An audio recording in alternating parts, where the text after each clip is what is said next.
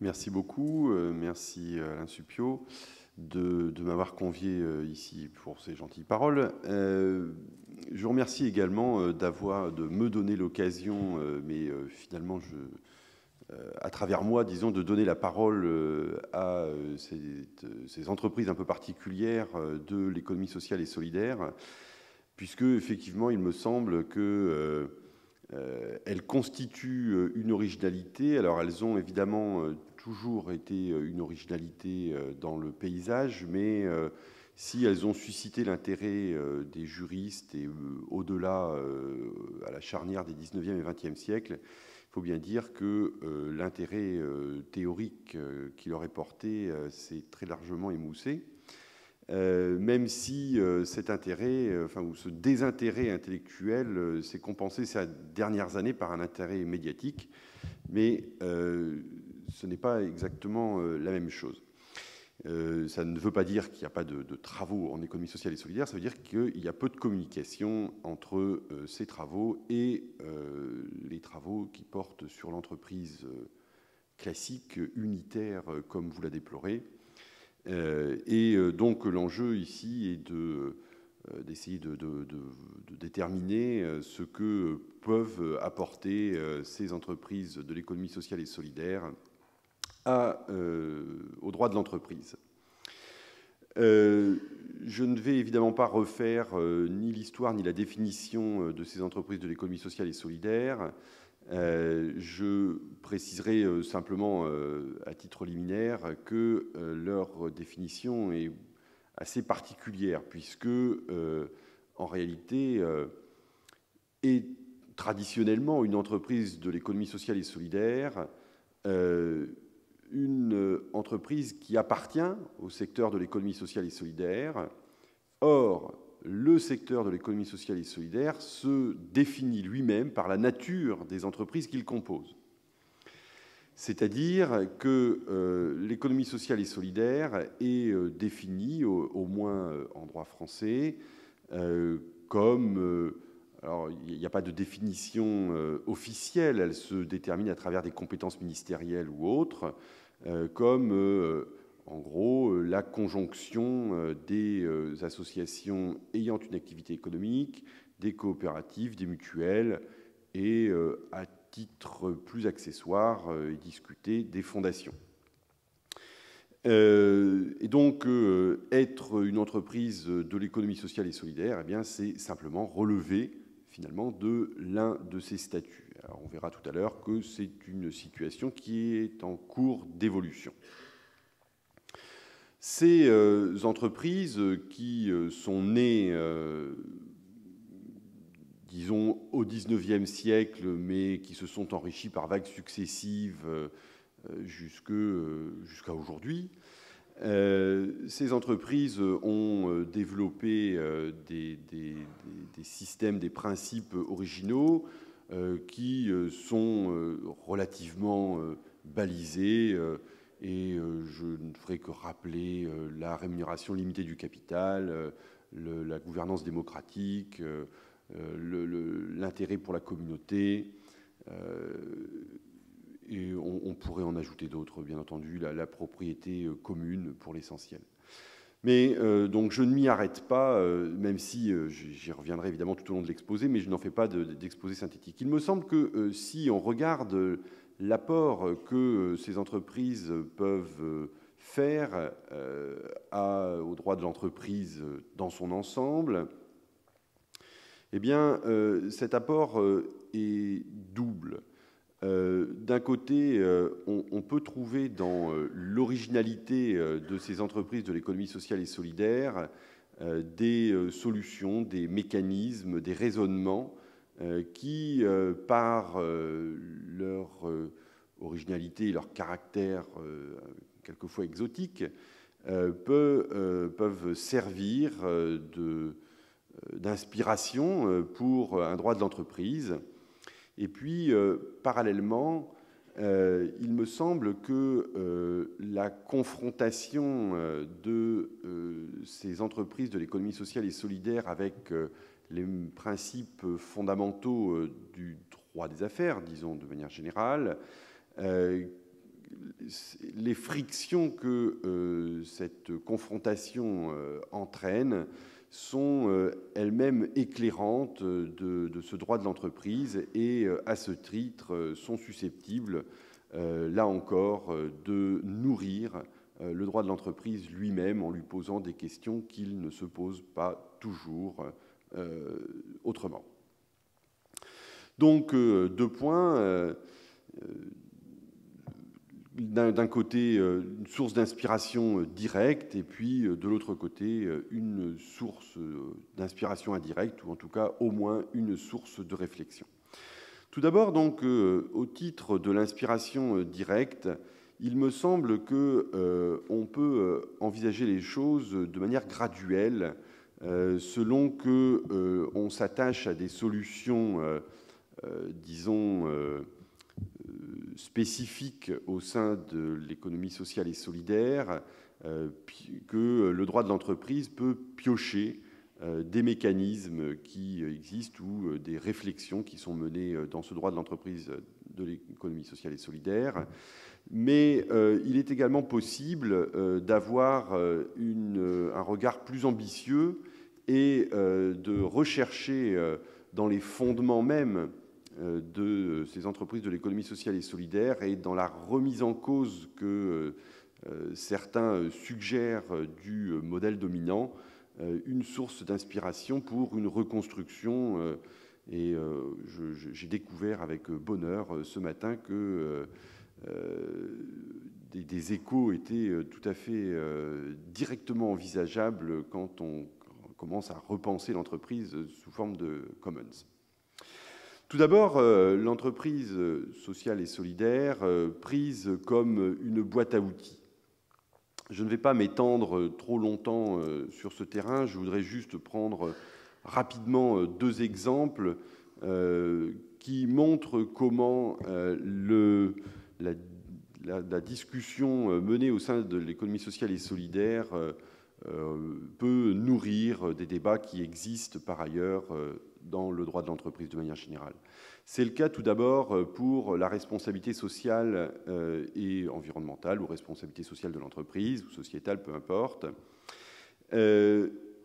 Cette question de la RSE soulève ou pose des problèmes épineux pour les entreprises de l'économie sociale et solidaire qui, d'un côté, détestent la RSE parce que la RSE risque de montrer que certaines entreprises classiques, capitalistes, aurait dit Jantin, sont finalement meilleures en RSE que les entreprises de l'économie sociale et solidaire, ce qui serait un peu problématique. Et de ce fait, les entreprises de l'économie sociale et solidaire ont 2 types de réponses qui, à mon sens, sont l'une et l'autre profitables. D'un côté, c'est de dire qu'il y a tout de même une différence fondamentale entre la RSE et les entreprises de l'économie sociale et solidaire, c'est que le statut des entreprises de l'économie sociale et solidaire, c'est du droit dur, et ce n'est pas de la soft law comme la RSE, ce qui fait que les incitations qui peuvent être faites en matière de RSE aux entreprises classiques, capitalistes, eh bien, sont des obligations pour les entreprises de l'économie sociale et solidaire du fait de leur statut, ce qui offre évidemment des garanties accrues. Et on a là évidemment une voie possible pour un durcissement de la soft law qui peut être profitable. Mais le deuxième élément qui me paraît tout aussi intéressant, c'est la construction par certaines entreprises, de manière tout aussi spontanée que le soft law de la RSE, de ce qu'on appelle un bilan sociétal. Et l'idée est ici de construire un système d'évaluation comparable à la RSE, mais qui s'en distingue en étant plus large, plus inclusif, et en prenant en considération les inductions implicites que peuvent apporter les entreprises de l'économie sociale et solidaire. Et c'est pour dire les choses de manière un petit peu caricaturale ou rapide, disons, c'est d'essayer de quantifier le non quantifiable et de redonner une valeur à, par exemple, le bénévolat, qui n'est pas valorisé autrement, et de montrer comment des entreprises peuvent participer à la création du tissu social. Et on a là, évidemment, on dépasse très largement le cadre réglementaire ou interne à l'entreprise qui est repris par la RSE. Le deuxième élément que je pensais, mais je vois que le temps tourne et je vais le zapper, que je pensais évoquer, c'était la question des commons. Mais merci beaucoup, je craignais que vous ne sonniez déjà la cloche. Ce n'est pas du tout un élément central comme celui que j'évoquais tout à l'heure à propos de l'exposé de ce matin qui évoquait les commons, donc je laisse de côté, mais on a un modèle dans l'entreprise de l'économie sociale et solidaire qui fait tout à fait écho aux questions des commons, notamment parce que les entreprises de l'économie sociale et solidaire se caractérisent par une propriété commune et qu'on y retrouve, et je retrouve mon patrimoine, on y retrouve les traits de toute la patrimonialisation qui peut exister, notamment en termes de développement durable et de relations intergénérationnelles, où on a là des ressources et des mécanismes techniques déjà bien approfondis.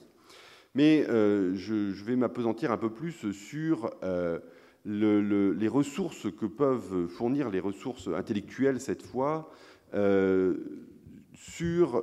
qui proviennent, disons, du fondement même de cette économie sociale et solidaire dans sa dimension alternative.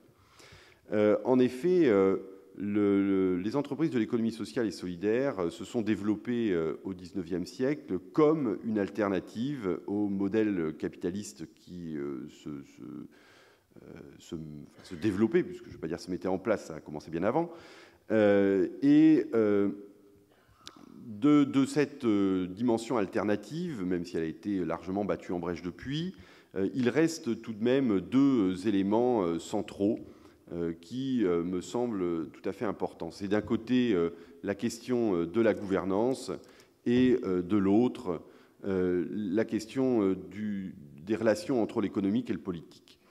En termes de gouvernance, bien sûr, on sait, comme le rappelait Marianne Frison-Roche, il y a tant de choses qu'on sait et qu'on ne sait pas vraiment. Une des caractéristiques qui est souvent mise en avant par les entreprises d'économie sociale et solidaire, c'est leur caractère démocratique, c'est-à-dire le principe une personne, une voix, qui évidemment les distingue des entreprises actionnariales dans lesquelles le pouvoir est lié à la détention du capital, en tout cas pour l'essentiel. Mais par-delà cette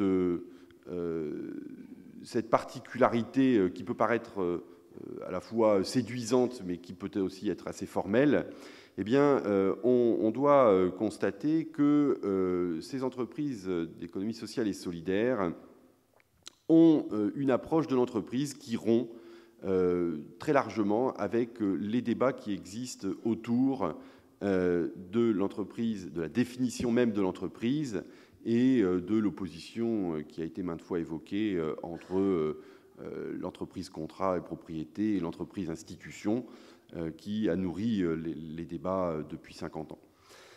En effet, la question du pouvoir dans l'entreprise sociale et solidaire eh bien, s'est organisée de manière tout à fait différente avec deux modalités distinctes selon les statuts de ces entreprises, soit en incluant au sein de l'entreprise tous ceux qui y sont d'habitude extérieurs et donc en résolvant la question de ce pouvoir par une intégration au sein de l'entreprise de personnes qui n'y sont normalement pas. C'est-à-dire que et c'est la définition classique des coopératives, les propriétaires de l'entreprise sont ses usagers. Et donc, évidemment, ça transforme radicalement l'entreprise elle-même, puisque eh bien, il n'y a plus de coupure entre ceux qui seraient censés retirer de l'argent de l'entreprise et ceux qui devraient bénéficier des services qu'elle propose. Alors, je ne développe pas, faute de temps, mais cela entraîne, bien sûr, une gouvernance de l'entreprise complètement différente. Bien sûr, c'est tout à fait... ça n'est absolument pas parfait par exemple, toutes les coopératives, en dehors des coopératives ouvrières, ne font qu'une place trop restreinte aux salariés, par exemple. Mais on a là, en tout cas, un modèle qui permet de sortir de comment intégrer les stakeholders. Les parties prenantes, eh bien ici, ils sont dedans. Deuxième hypothèse, c'est de concevoir une entreprise sans capital. Ça peut paraître un peu étrange, bien sûr, mais c'est pourtant, grosso modo, le cas pour partie des associations, mais de manière plus évidente encore pour les mutuelles, qui ne disposent pas de capital social. Et à partir du moment où il n'y a pas de capital social, eh bien, il est évident que la détention et l'exercice du pouvoir sont nécessairement déconnectés de la détention du capital.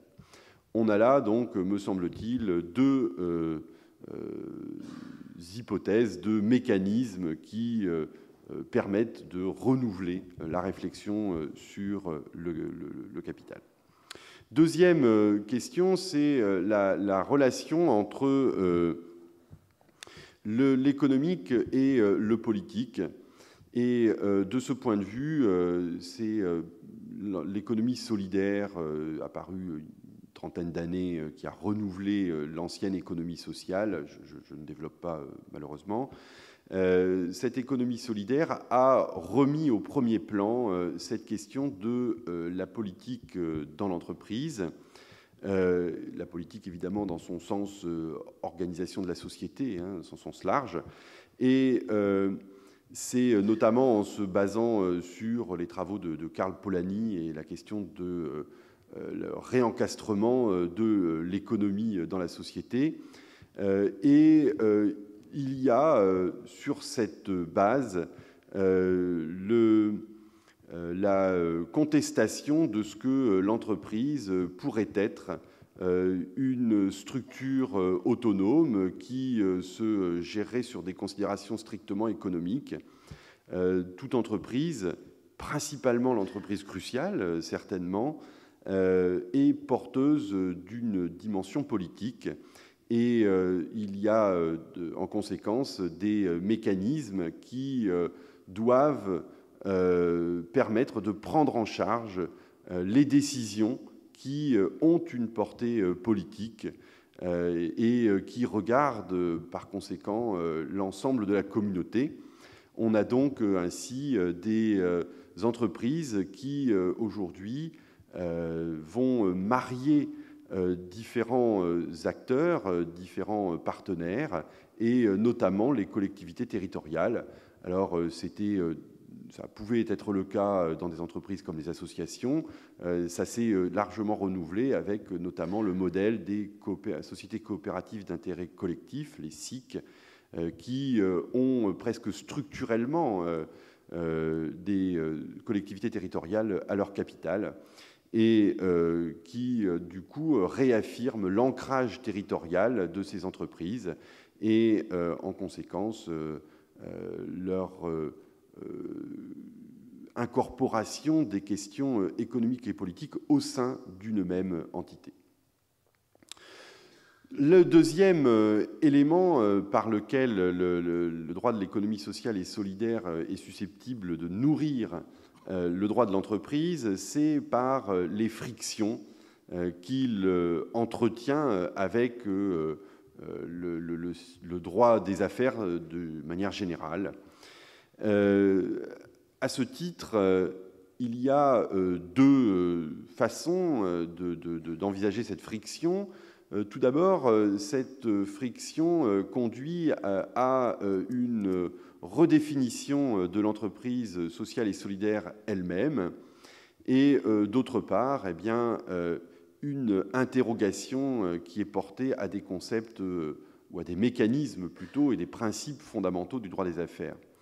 Tout d'abord, au titre de la redéfinition de l'entreprise sociale et solidaire, eh bien, c'est une redéfinition qui se déploie à la fois au plan national et au plan européen. Au plan national, c'est l'objet de la discussion qui est encore pendante devant le Parlement à propos de cette loi d'économie sociale et solidaire qui a été évoquée tout à l'heure. Et il est proposé de ne plus cantonner le secteur de l'économie sociale et solidaire aux entreprises statutairement définies comme c'était le cas jusqu'à présent. Les statuts traditionnels demeureront au sein de l'économie sociale et solidaire, mais il est proposé d'y adjoindre, d'y ajouter toutes les sociétés, ou toute société plutôt commerciale, qui se soumettrait à un certain nombre de principes et qui, pour reprendre la formule jusqu'à présent retenue par le Parlement, entreprises qui, au terme de leur statut, remplissent les conditions suivantes. Tout d'abord, respect de la définition de l'économie sociale et solidaire, ce qui implique, grosso modo, puisque c'est des critères définis par la même loi, on retrouve d'un côté la gouvernance démocratique, ensuite l'impartageabilité de certaines réserves, ce patrimoine commun, propriété commune, et la dévolution désintéressée du boni de liquidation, qui est le fruit à la fois de ce patrimoine commun et du caractère semi-non lucratif de ces entreprises, de lucrativité limitée. Mais à ces critères liés à la définition, ces entreprises doivent encore avoir une recherche de l'utilité sociale, un prélèvement d'une fraction importante des bénéfices pour des réserves, l'interdiction du rachat des parts sociales. Et toute société commerciale qui se soumettrait à ces différents principes donc, sera désormais une entreprise d'économie sociale.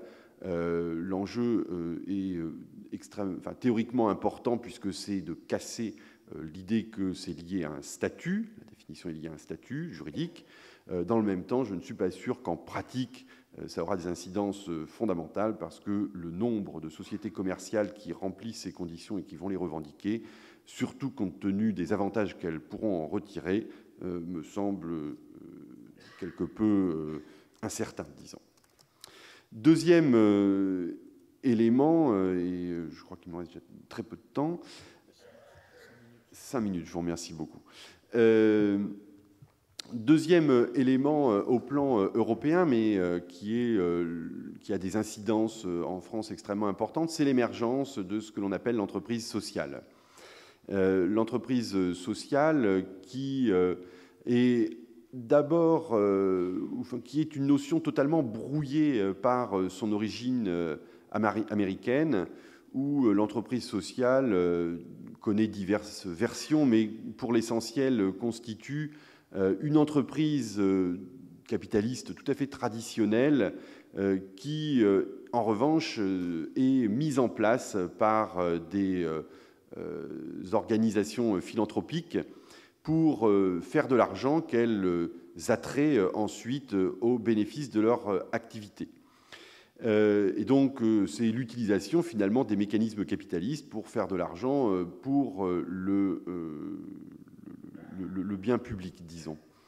La tradition européenne est assez différente, mais la signification, la portée de la tradition américaine fait craindre des dérives considérables et induit des débats internes au secteur tout à fait importants.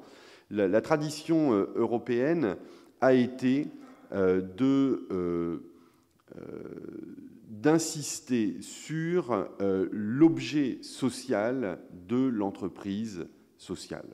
C'est-à-dire que là où les entreprises de l'économie sociale et solidaire se définissaient plutôt par leur structure et leur mode de fonctionnement, l'entreprise sociale se définit davantage par son objet. Et cette définition, ce courant émergent a fait florès au niveau européen pour plusieurs raisons. D'abord parce qu'il a semblé pouvoir servir de dénominateur commun entre l'économie sociale et solidaire de tradition, disons, latine, et le secteur philanthropique ou not-for-profit de la tradition anglo-saxonne. Et donc l'Union européenne, à travers différents textes, pas encore des textes directement de réglementation de cette entreprise sociale, mais par exemple à travers un projet de règlement sur un fonds européen pour l'entreprise sociale, définit ce que serait cette entreprise sociale, donc indirectement, et on y voit effectivement qu'elle insiste très largement sur l'objet de cette entreprise. L'autre élément qui, au sein du droit européen, peut se raccrocher à ce mouvement, c'est les services sociaux d'intérêt général, où on voit que, là encore, un statut particulier est reconnu, accordé aux entreprises, quelle qu'en soit leur nature, dès lors qu'elles remplissent une fonction particulière ou qu'elles ont un objet spécifique. Et le débat essentiel suscité par l'émergence de cette entreprise sociale eh bien, est le risque que perçoivent les entreprises sociales et solidaires latines que le primat accordé à l'objet de l'entreprise fasse finalement passer au second plan sa structure, son fonctionnement, alors que pour elle, toutes les vertus émancipatrices de l'acteur dans l'entreprise, conçu comme un citoyen au sein de l'entreprise, comme il peut être citoyen dans la cité, risquent de passer par pertes et profits et de conduire finalement à une banalisation de cette entreprise d'économie sociale et solidaire. Et les plus critiques considèrent même que l'entreprise sociale est une façon pour l'entreprise capitaliste de polliniser à bon compte un secteur qui s'était manifesté rebelle. Je laisse de côté les frictions directes qui existent entre le droit des affaires, disons, et les entreprises d'économie sociale et solidaire, mais je mentionnerai simplement que c'est le droit de la concurrence, d'un côté, qui est directement interrogé, puisque les entreprises d'économie sociale et solidaire se fondent explicitement sur la coopération et se trouvent donc très souvent en but avec les règles qui imposent ou qui promeuvent la libre concurrence, mais c'est également le cas du droit fiscal, puisque c'est toute la question du régime fiscal spécifique qui peut ou ne peut pas être accordé à des entreprises particulières. Et on retombe aussi indirectement sur la question de la concurrence. Tout à fait, je conclus. Alors, en conclusion, je dirais que j'ai délibérément laissé de côté toutes les interrogations liées à la réalité du secteur de l'économie sociale et solidaire qui est aujourd'hui très largement mixé avec les entreprises capitalistes pour me concentrer sur l'appareillage et l'outillage conceptuel qui, me semble-t-il, est suffisamment différent des entreprises classiques pour les interroger. Et il me semble que J'en terminerai par là. La proposition qui était faite de redéfinir l'entreprise comme un commons me paraît, pour le coup, extrêmement voisin de ces entreprises d'économie sociale et solidaire. Et c'est tout à fait intéressant de voir que c'est précisément dans le monde anglo-saxon qui ne connaît pas ces entreprises d'économie sociale et solidaire qu'il est proposé de redéfinir l'entreprise sur un modèle qui finalement s'apparente à cette tradition latine originale. Je vous remercie.